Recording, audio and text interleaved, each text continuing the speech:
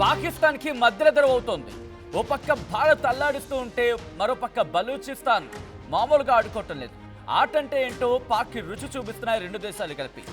Of course Balochistan కూడా ఇంకో దేశం ఉండడంలో అతిశయోక్తి లేదు. అఫీషియల్గా ఇంకా ఏం కాలేదు కాబట్టి కాస్త ఆ దేశం అనే మాట పక్కన పెడదాం. ఇప్పుడు పాకిస్తాన్కు బలూచ్ లిబరేషన్ ఆర్మీ మరో షాక్ ఇచ్చింది. మరోసారి పాకిస్తాన్ సైనికులకు చుక్కలు చూపించింది Baloch liberation army BLA. Pakistan సైనికులను రోడ్లపై ఉరికించి కొడుతోంది ఏకంగా. BLA దెబ్బకు ఆయుధాలు వదిలి పరుగులు పెడుతున్నారు పాక్ సైనికులు. బలూచ్ ఆర్మీ ఆధీనంలో క్వెట్టా నగరం ఉంది. క్వెట్టా నుంచి పాక్ సైనికులను తరిమేస్తోంది బలూచ్ లిబరేషన్ ఆర్మీ. IED బాంబులు పేల్చి పాకిస్తాన్ ఆర్మీని లేపేసింది బలూచ్ లిబరేషన్ ఆర్మీ అంటే అర్థం చేసుకోవచ్చు. ఈ దాడిలో 14 మంది పాక్ సైనికులు చనిపోయారు. ఒకవైపు భారత్, మరోవైపు BLA. ఈ రెండు కలిపి బాత్తూ ఉంటే కాస్త సర్ఫేసి, కాస్త ఉతికి, కాస్త ఆరబెట్టి, కాస్త ఎనబెడితే ఎలా ఉంటుంది? ఇవన్నీ వాషింగ్ మిషన్లో పడితే ఇంకెలా ఉంటుంది?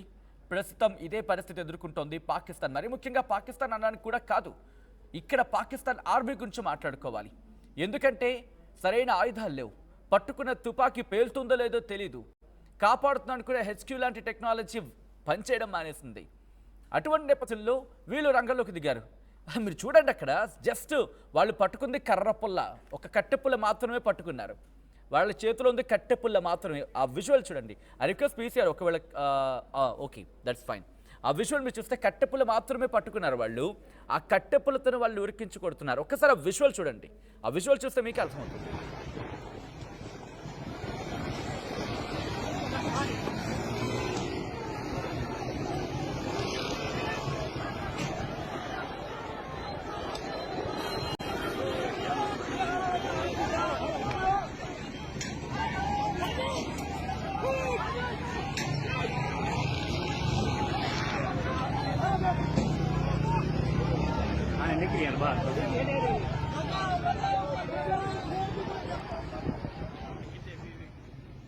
ఏదో అంటూ ఉంటారు కదా, ఒకరిని తన్నేవాడు ఉంటే వాడిని తన్నేవాడు ఇంకోటి ఉంటాడని చెప్పి.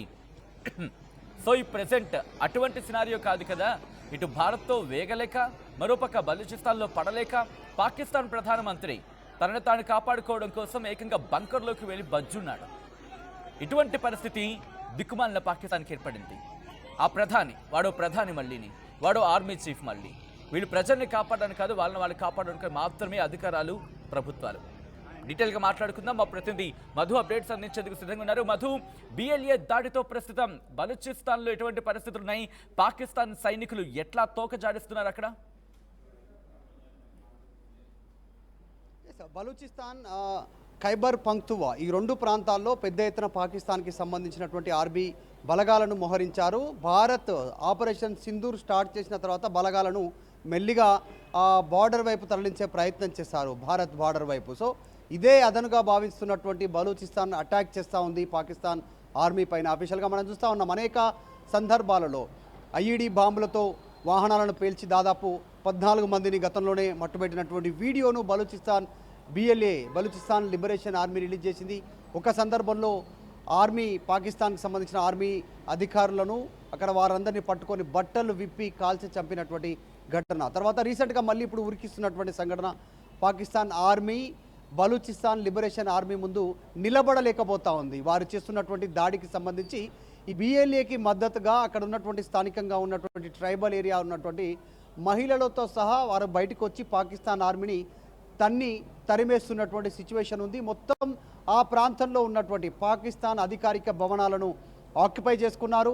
అక్కడ బలూచిస్తాన్ జెండాలు ఎగరేస్తూ ఉన్నారు. అక్కడ వారి వాహనాలను, పాకిస్తాన్ ఆర్మీ వాహనాన్ని తగలబెడతా ఉన్నటువంటి సిచ్యువేషన్ ఉంది. సో ఈ నేపథ్యంలో నిజంగానే పెనంపై నుంచి పెంకు మీద పడ్డటువంటి సిచ్యువేషన్ లాగా పాకిస్తాన్ రెండు వైపులా వారికి దాడి తప్పట్లేదు. ఒకవైపు పక్కనే ఉన్నటువంటి ఆఫ్ఘనిస్తాన్ తాలిబాన్ల నుంచి దాడి ఉంటే, ఇటు Balochistan BLA Balochistan liberation army నుంచి, మరోవైపు భారత్ ప్రతీకార దాడులు, టెర్రరిస్ట్ క్యాంపుల పైన చేస్తూ ఉన్నటువంటి దాడులు. ఎటు పాల్పోని పరిస్థితి ఉంది పాకిస్తాన్ ఆర్మీకి. పాకిస్తాన్ ఆర్మీ పారిపోతున్న విజువల్స్ని మనం చూడొచ్చు. బలూచిస్తాన్ లిబరేషన్ ఆర్మీ పాకిస్తాన్ ఆర్మీని తరుముతున్నటువంటి విజువల్స్ అవన్నీ కూడా. యాక్చువల్గా ఈ బలూచిస్తాన్ ప్రాంతంలో ఉన్నటువంటి మేజర్ గనులు, గోల్డ్కు సంబంధించిన బంగారం గనులు ఉన్నాయి, తర్వాత ఖనిజాలు ఉన్నటువంటి గనులు ఉన్నాయి. వాటన్నిటినీ తవ్వుకొని చైనా, పాకిస్తాన్ లబ్ధి పొందుతూ ఉన్నాయి, కానీ స్థానికంగా ఉన్నటువంటి ఆ బలూచిస్తాన్ లోకల్ పీపుల్కి ఎలాంటి ఒక్క రూపాయి ఒక లాభం ఎలాంటి మంచి చేయనటువంటి పరిస్థితి ఉంది. అక్కడ పట్టించుకోవట్లేదు. కేవలం గనులను తవ్వుకోవడానికే ఆ ప్రాంతాలని చైనా పాకిస్తాన్ వాడుకుంటుంది. దాంతో తిరుగుబాటు వచ్చింది.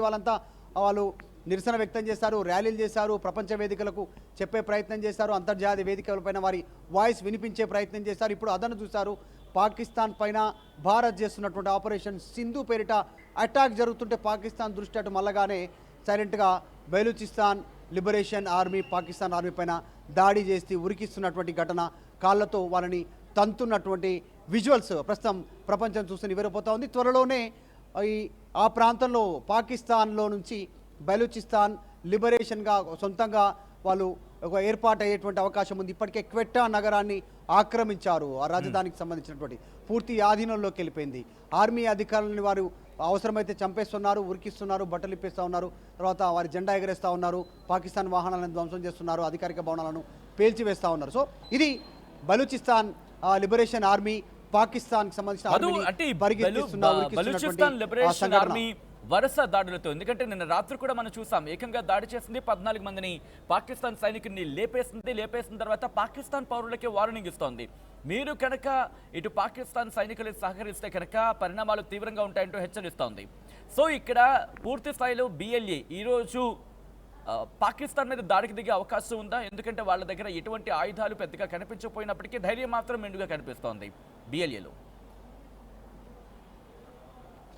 ఎగ్జాక్ట్లీ, అసలు ఒక స్టెప్ ముందుకేశారు బలూచిస్తాన్ లిబరేషన్ ఆర్మీ బిఎల్ఏ. వాళ్ళు ఒక స్టెప్ ముందుకేసి ఆపరేషన్ సింధూర్కి మేము కూడా సహకారం చేస్తాం, మాకు ఆయుధాలు ఇవ్వండి నరేంద్ర మోదీ అంటూ విజ్ఞప్తి చేస్తూ ఉన్నటువంటి సిచ్యువేషన్ ఉంది. వాళ్ళ దగ్గర సరైన ఆయుధాలు లేవు యాక్చువల్గా చెప్పాలంటే. అంటే పాకిస్తాన్ ఆర్మీతో తలపడేటంత ఆయుధ సామాగ్రి లేదు, అంత పెద్ద సిబ్బంది అంత పెద్ద బిఎల్ఏ ఆర్మీలో లేరు. లిబరేషన్ ఆర్మీలో కేవలం కొద్ది మంది మాత్రమే ధైర్యం చేసి చాలా ప్లానెడ్గా అటాక్గా పాకిస్తాన్ ఆర్మీ పైన దాడి చేస్తున్నటువంటి ఘటన కనిపిస్తూ ఉంది. నిజంగా వాళ్ళు భారత్ని అడుగుతూ ఉన్నారు, ఆయుధాలు ఇవ్వాలి, పాకిస్తాన్ లేకుండా చేస్తాము, ఆపరేషన్ సింధూర్ని త్వరితగతిన పూర్తి చేసేలా మా సహకారం అందిస్తామనేటువంటి స్టేట్మెంట్ చేస్తూ ఉన్నారంటే అర్థం చేసుకోవచ్చు బలూచిస్తాన్కి సంబంధించినటువంటి డేర్ స్టెప్. వాళ్ళెంత చాలా స్పష్టంగా ఆ ప్రాంతాల్లో ఉన్నటువంటి కొన్ని ఏరియాల పేర్లు చదివి వినిపించే ప్రయత్నం చేస్తాను. అక్కడ ఉన్నటువంటి క్వెట్టా, పంజ్గూర్, ముస్తాంగ్, కుజ్జర్, గ్వదార్, ఆఫ్ఘాన్ ఈ ప్రాంతాలకు సంబంధించినటువంటి ఏరియాలో బెలూచిస్తాన్ ఆర్మీ రెచ్చిపోతూ ఉంది. Balochistan liberation army Pakistan army వీళ్ళ దాడికి తట్టుకోలేక పారిపోతున్నటువంటి విజువల్స్ మనం చూస్తూ ఉన్నాం.